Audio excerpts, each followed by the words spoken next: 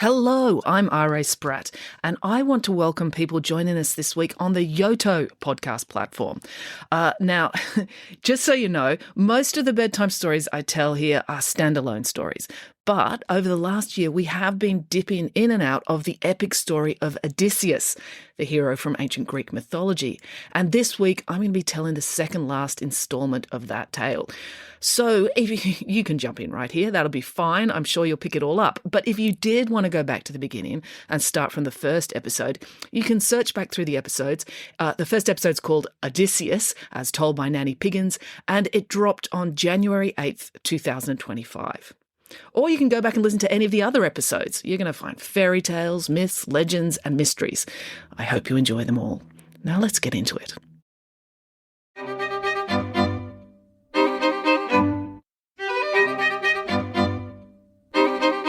Hello and welcome to Bedtime Stories with me, R.A. Spratt. Well, I'm back from Sweden. I had a crazy lightning visit to Stockholm last week. I was only actually in Stockholm for 3 and a bit days, so which is crazy coming from Australia because it took 26 hours to get there and 26 hours to get back. But what had happened was my daughter won an award. She won the Raoul Wallenberg Youth Courage Prize. So the Raoul Wallenberg Academy and the Swedish Institute flew her out there along with the 12 other winners of the Raoul Wallenberg Awards. And she had, it was a fantastic program for her. Like, she's only 17. And there was all these young people from around the world that had got together, and they were learning all about Raoul Wallenberg, who was, you probably don't know who that is. Raoul Wallenberg was a Swedish diplomat who saved thousands and thousands of people during the Second World War from the Holocaust by issuing them with Swedish passports and arranging safe houses. So the awards are all about encouraging young people who have developed initiatives to help their communities. So they gather up all these kids that have done these things independently, and they bring them together to teach them leadership skills and just civic skills, and teach them about Raoul Wallenberg and values and how they can use their natural talents for the betterment of their communities going forward, and democracy and all that sort of thing.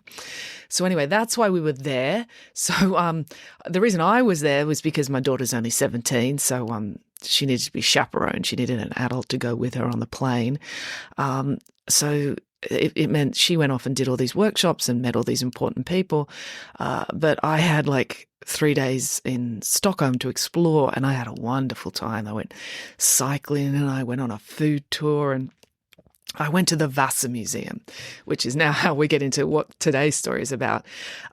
Because the Vasa Museum, if you ever go to Stockholm, and, it's a wonderful place, I recommend it highly. It's the most famous thing for sightseers to go and see.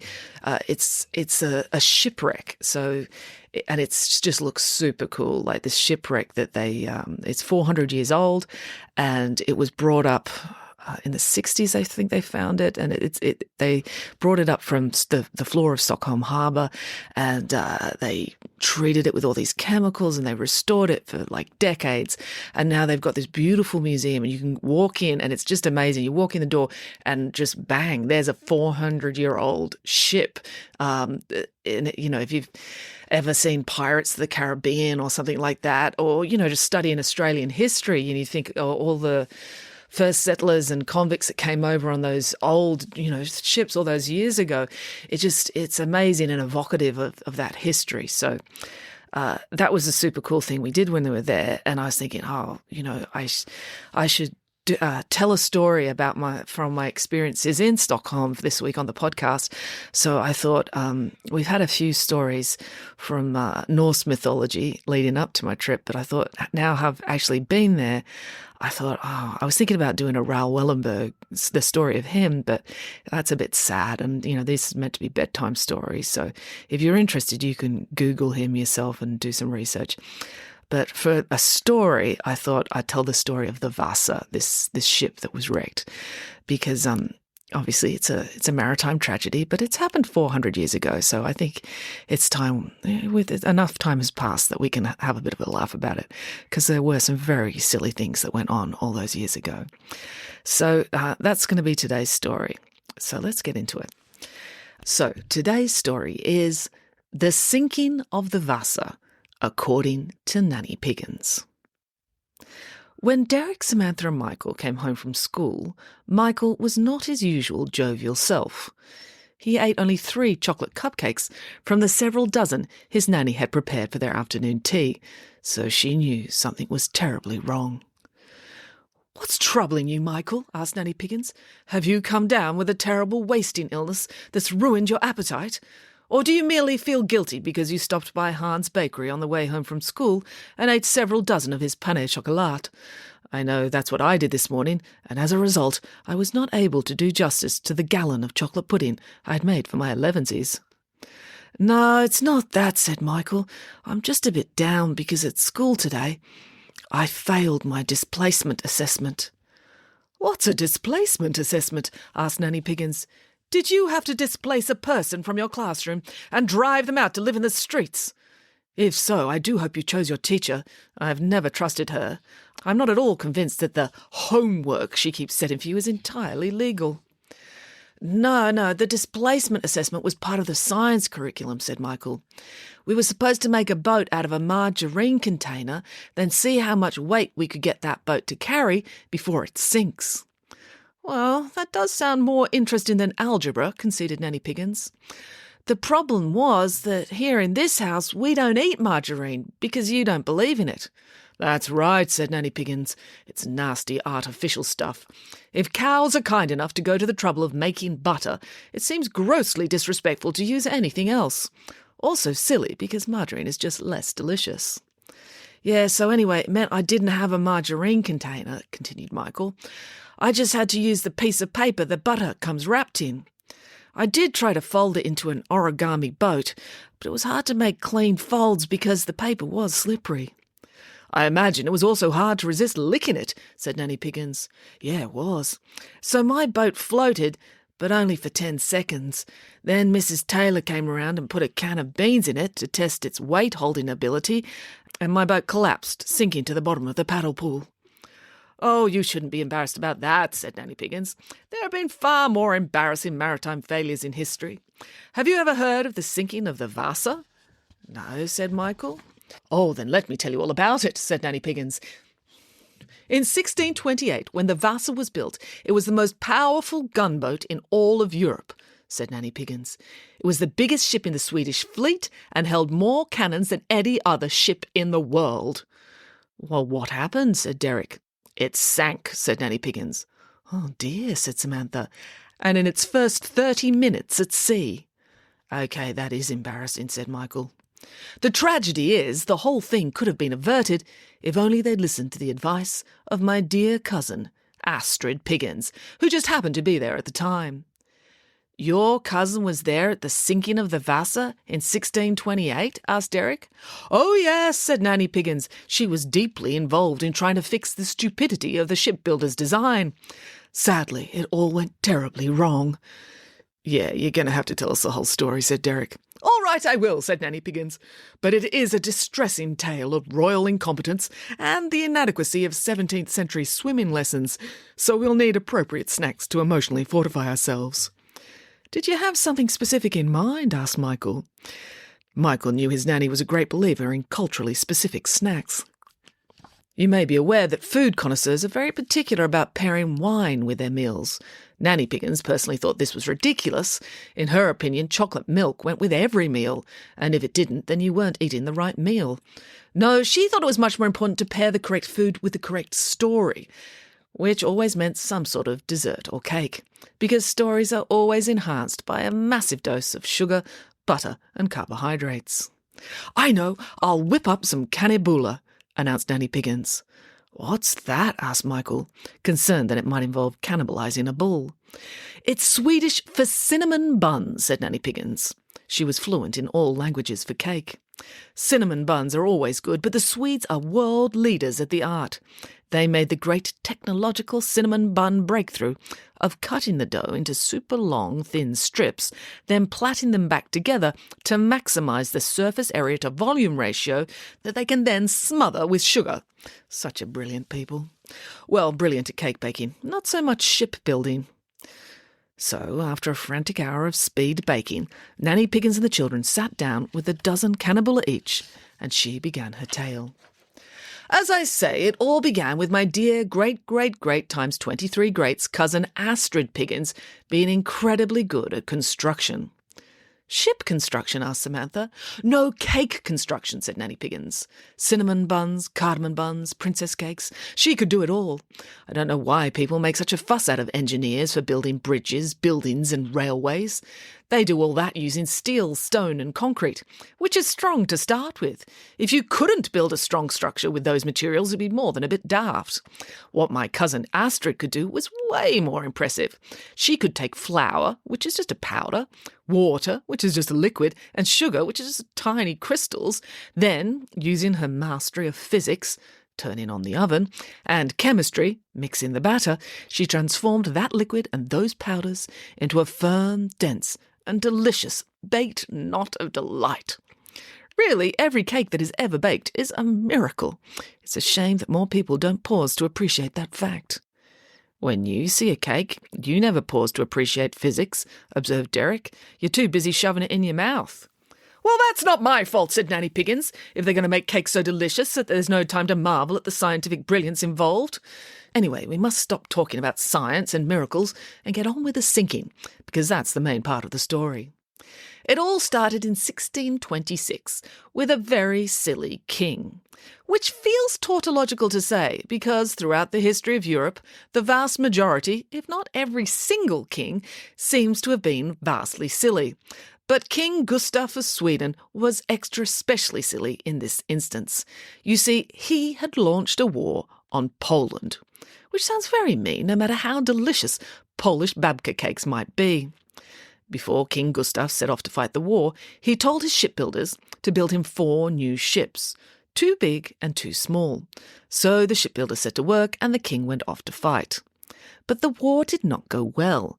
Sweden's ships kept sinking or running aground. It was all very embarrassing.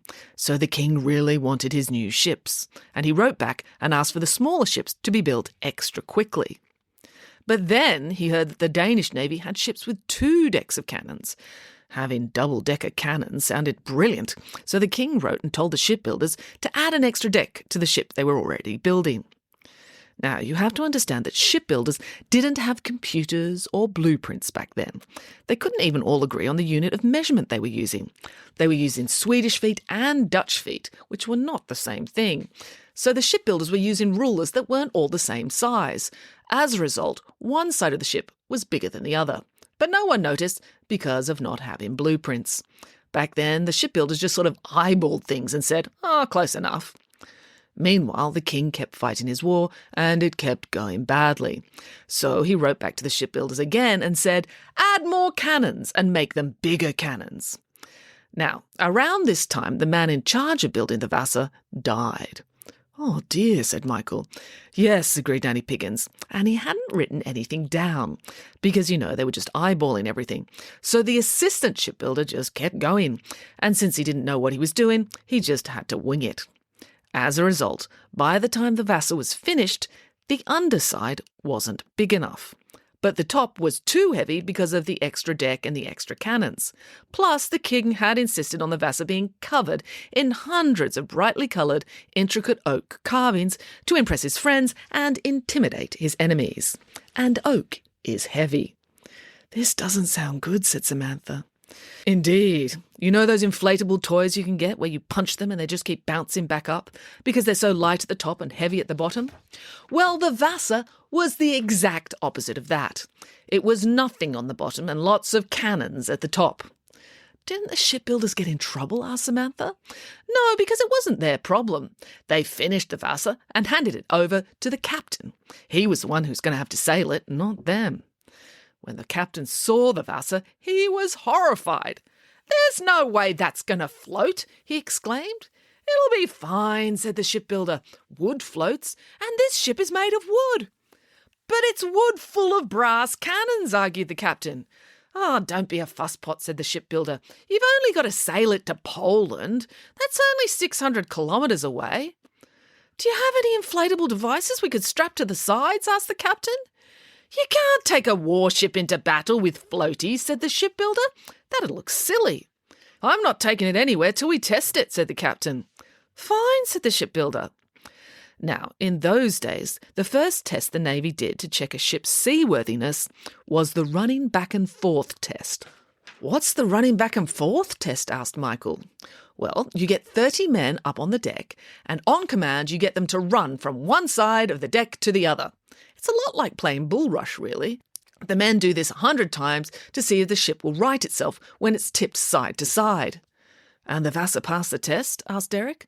"No, the men ran back and forth 3 times before the captain made them stop because the ship was swaying so badly he thought they were all going to die." "So they postponed the launch?" asked Samantha. "Oh, goodness, no. The king wanted his ship, and no one wanted to say no to the king." "That's terrible," said Samantha. "Yes, the poor captain was in despair. He didn't know what to do." "I would have run away," said Michael. "Oh, good idea," said Boris. "There's always a circus hiring. In fact, you can usually arrange for the circus to kidnap you, so it isn't technically running away, and therefore not your fault." "No, the captain may only have been a human man, but he was a brave human man," said Nanny Piggins. "He knew the ship was doomed, so he did what any sane man would do. He ate a cinnamon bun, because the Vasa's cook had been hired that day, and she spent the whole day baking cinnamon buns, and they smelled delicious. When the captain went down to the galley, he couldn't at first see the cook. All he could see was a bottom, as she leant into a low cupboard looking for cinnamon. But that bottom belonged to my cousin, Astrid Piggins." "Excuse me," said the captain. "Can't you smell I'm busy?" snapped Astrid. The captain sniffed the air. It did smell magical. He could smell butter, cinnamon, and just a touch of cardamom. The smell alone made him feel better about the inescapable fact that he was about to lead 180 sailors to certain death in a ridiculously unseaworthy vessel. "Your buns do smell good," said the captain, "and I've had a bit of a rough day, so I was wondering if you might be so kind as to let me eat one." Astrid pulled her head out of the cupboard and gave the captain an evaluating look. "You do look awful," she conceded. "I feel awful," said the captain. "As a cook and a baker and a part-time candlestick maker," said Astrid, "it would be wrong to withhold baked goods from a man who is so clearly in need. Sit down, and I'll bring you several dozen of my finest buns immediately." So the captain sat and ate, and after 17 of them he did feel less like crying. So he started to tell Astrid about the engineering problems with the ship. How it was too heavy on the top and too small on the bottom, and how it kept swaying side to side, and how they would all certainly die. "Well, if the ship's in balance, that's easy to fix," said Astrid. "It is," said the captain. "Oh, yes. I'm going to be stocking the ship with provisions tomorrow. I've been ordered to fill the hull with fruit and vegetables and pickled herrings, but I'm not going to do that." "You're just going to disobey orders?" asked the captain. The thought of doing that had never occurred to him. "I'm not going to disobey orders," argued Astrid. "I'm going to improve of them. If your sailors are sailing off to war and possible death, they don't want to eat broccoli." "I quite like broccoli," said the captain. "Yes, well, I suppose it is full of fibre and nutrients," agreed Astrid. "But if you're going to wage war on Poland, you need more than that. You need carbohydrates, butter and sugar, which means you need cinnamon buns." The captain considered the cinnamon bun he was currently eating. It was delicious. He could see himself fighting for this bun in a way he never would for broccoli. "And if I stock the entire hull full of my deliciously dense cinnamon buns, the weight will act as ballast, and it will counterbalance the ship." "You're a genius!" exclaimed the captain. "I know," said Astrid. "I also know how you can reduce the weight of the cannon decks." "How?" asked the captain. "By getting rid of the cannonballs," said Astrid. "But what will we fire at the poles?" asked the captain. "The king will be cross if there's no ammunition." "You can fire cinnamon buns," said Astrid. "But a bun wouldn't destroy an enemy ship," said the captain. "No," agreed Astrid, "but if you fire delicious, sticky cinnamon buns at your enemies, they'll be so overcome with gratitude and sugary bliss, they'll surrender immediately and beg Sweden to take over their country." "Are you sure?" asked the captain. "Just take another bite," said Astrid. The captain took another bite, and he immediately realised, "Of course, you're right." So the next day Astrid baked and baked, and the captain had his men pack the buns into the hull until every last inch of the hull was full. Then they threw all the cannonballs in the harbour and filled the munition stores with cinnamon buns too. And so, as the sun set over Stockholm Harbour, the Vasa finally sat low in the water, and for the first time since it was built, it actually looked stable and didn't bob side to side like a demented synchronised swimmer. "We did it, cook, we did it," exclaimed the captain. "Yes, we did," agreed Astrid, and by we I mean mainly me, because you and the men just did the packing. "Oh, cook," said the captain, sinking down on one knee, "will you do me the honour?" "Get up, you silly man," said Astrid. "I know you're deeply in love with me. Most men are. But I am a career pig. I've devoted myself to the betterment of baked goods. I don't have time to get married. I have a higher calling. Baking cinnamon buns." "Oh, yes, of course," said the captain, standing up again. "I don't know what came over me. I was being selfish. No matter how much I love you, and will be heartbroken every moment we're apart, of course it would be wrong to take you from the world of buns." "Thank you," said Astrid. "Now go to bed and get a good night's sleep. It's the maiden voyage tomorrow, and you'll have to shake a lot of hands and be polite to a lot of politicians, which is always exhausting." And so the captain did, and the following morning enormous crowds gathered to see the Vasa set sail. "All right, sailors," said the captain. "The Baltic Sea isn't terribly big as far as seas go. If we keep all the portholes closed, stay close to land as much as possible, and no one plays bull-rush up on the deck, we should be all right." "Oh no, you need to open all the portholes," said the Prime Minister, "so you can stick the cannons out and perform a 40-gun salute as you leave the harbour. The King specifically said you had to do that because it's very important for the pride of Sweden." "But the King isn't here," said Astrid. "Couldn't we just say we fired the cannons? We could even all loudly say bang and pretend it really happened." "Oh no, we're Swedish," said the Prime Minister. "We can never fib to the King." "OK," said the captain. "Well, it is an unusually fine day with very little breeze, and we did fill the hull with lots of ballast last night, so I'm sure it'll be fine." And so the Vasa cast off, and it was a magnificent sight. The ornate, colourful carvings glistened in the sun. It looked more like a carnival ride than a naval ship, except for the fact that there were 40 incredibly dangerous extra big cannons poking out all along each side. And so everything went really well for about 20 minutes, until the Vasa sailed out past the headland and straight into... "The Polish Navy?" asked Michael. "No," said Nanny Piggins. "A typhoon?" asked Boris. "No," said Nanny Piggins. "A kraken?" said Derek. "No, but that is a good story for another day," said Nanny Piggins. "Remind me to tell you about my great-aunt Kraken." "Yes, but what did happen to the Vasa?" asked Samantha. "Oh, the Vasa was struck by a slight breeze." "Is that all?" asked Samantha. "That's all it took," said Nanny Piggins. "A slight breeze hit the side of the Vasa, and it lurched to one side." "Why is the ship lurching?" demanded the captain. "The buns in the hull were meant to prevent that." "The buns?" asked the first mate. "They were meant to stabilise the ship?" "Yes," said the captain. "What did you think they were for?" "Breakfast," said the first mate. "When we arrived at the ship very early this morning, the crew all thought you'd bought us lots of lovely cinnamon buns as a bon voyage present." "What did you do?" asked the captain. "We ate them," said the first mate. "No!" exclaimed the captain. And that was when the second tiny gust of wind struck the ship. "Quick, close the portholes!" cried the captain. But it was too late. The ship swayed in the wind, and the portholes dipped below the waterline, and water rushed in. All the sailors rushed to close the portholes, but the weight of all those people suddenly on one side tipped it further, and water flooded in faster. Now the Vasa was going down fast. "Abandon ship!" cried the captain, and the crew were only too happy to oblige. Luckily, the Vasa was only 120 metres from the shore, plus there were lots of small boats in the harbour, so everyone up on deck simply jumped into the water, and they were soon saved.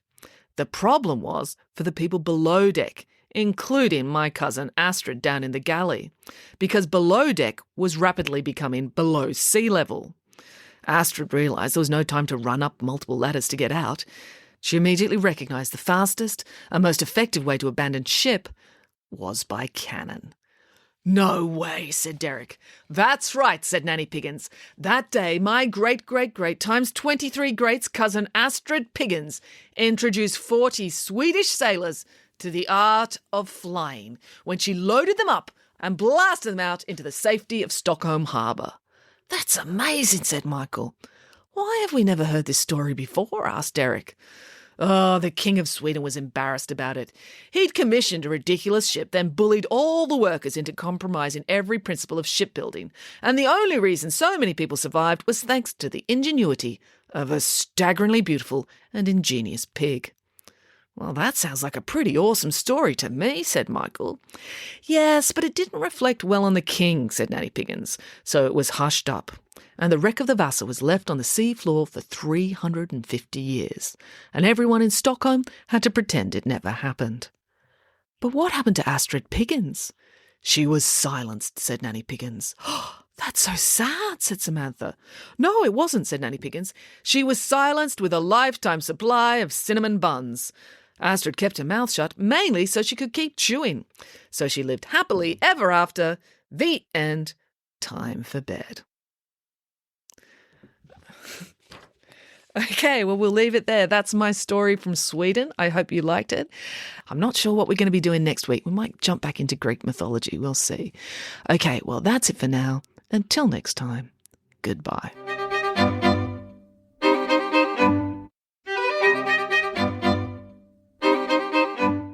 Hello, it's me again. If you enjoyed listening to Bedtime Stories with R.A. Spratt, it would be really helpful if you could like, subscribe, follow, and or review the show on whatever podcast platform you're listening to now. Every little one of those digital affirmations helps, and the bigger this podcast gets, the more I can justify procrastinating from my real job to keep bringing these stories to you. Thank you.